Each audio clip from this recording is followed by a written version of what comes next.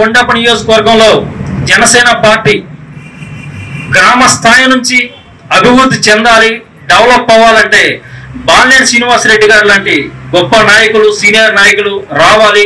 అటువంటి నాయకులు ఇంకా మరెంతో మంది రావాలని చెప్పేసి మనస్ఫూర్తిగా కోరుకుంటున్నాం.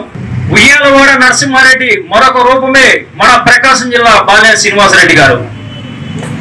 ఎందుకంటే బాలినేని శ్రీనివాసరెడ్డి గారికి తెలిసింది ఒకటే, కార్యకర్తలు కాపాడుకోవడం తెలుసు, ప్రజలకు న్యాయం చేయడం తెలుసు, ప్రజలకు అండగా నిలవడం తెలుసు.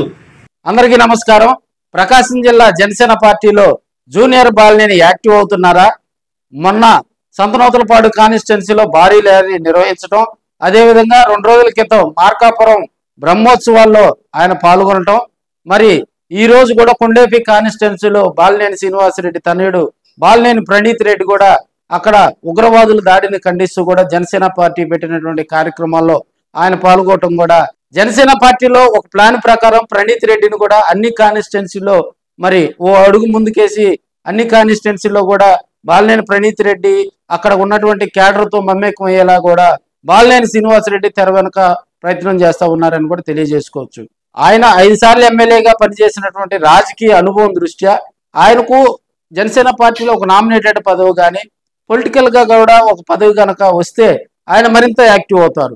సో ఇప్పుడున్న పరిస్థితుల్లో ఆయన జనసేన పార్టీలో చేరిన దగ్గర నుంచి ఆయనకంటూ ఒక పదవి లేదు. ప్రోటోకాల్ వివాదం అనేది బాలినేని శ్రీనివాసరెడ్డికి రాకుండా తన కుమారుడు ప్రణీత్ రెడ్డిని యాక్టివ్ చేస్తూ అనేక కార్యక్రమాల్లో పాల్గొనటం, జనసేన పార్టీలో కూడా బాలినేని ప్రణీత్ రెడ్డిని యాక్టివ్ చేస్తూ కొన్ని కాన్స్టిట్యున్సీలో బాలినేని శ్రీనివాసరెడ్డికి అనుకూలంగా ఉన్నటువంటి కాన్స్టిట్యున్సీలను ఎంచుకొని వాటిని ఢీకుంటూ ప్రధానంగా సంతనూతలపాడు కాన్స్టిట్యున్సీ, అదేవిధంగా మార్కాపురం కాన్స్టిట్యున్సీ, అదేవిధంగా కొండేపి కాన్స్టిట్యున్సీ, ఈ 3 కాన్స్టిట్యున్సీలో కూడా బాలినేని ప్రణీత్ రెడ్డి చేత అనేక కార్యక్రమాలు మన ర్యాలీలో పాల్గొనడం జరిగింది. బ్రహ్మోత్సవాలు, ఈ రోజు ఉగ్రవాద దాడికి నిరసనగా జనసేన పార్టీ చేపట్టేటువంటి కార్యక్రమాలు.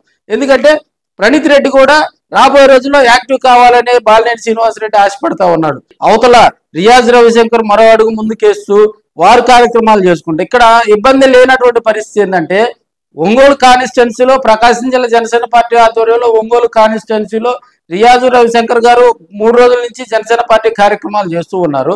అదేవిధంగా బాలినేని ప్రణీత్ రెడ్డిని ఒంగోలుకు దూరంగా ఉన్నటువంటి కాన్స్టిట్యున్సీలో కొన్ని కార్యక్రమాల్లో పాల్గొనేలా కూడా కార్యాచరణ రూపొందించుకోవడంతో ఒకరు ఎదురుపడకుండా కార్యక్రమాలు చేయటం కూడా తెర వెనక మరి ఏం జరుగుతుందని కూడా తెలియజేసుకోవచ్చు. మరి బాలినేని సుదీర్ఘమైనటువంటి అనుభవం ప్రణీత్ రెడ్డికి ప్లస్ కానుందా?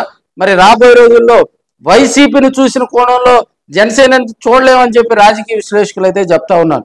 జనసేన పార్టీలో బాలినేని ఫ్యామిలీకి మంచి ప్రయారిటీ ఇస్తారా?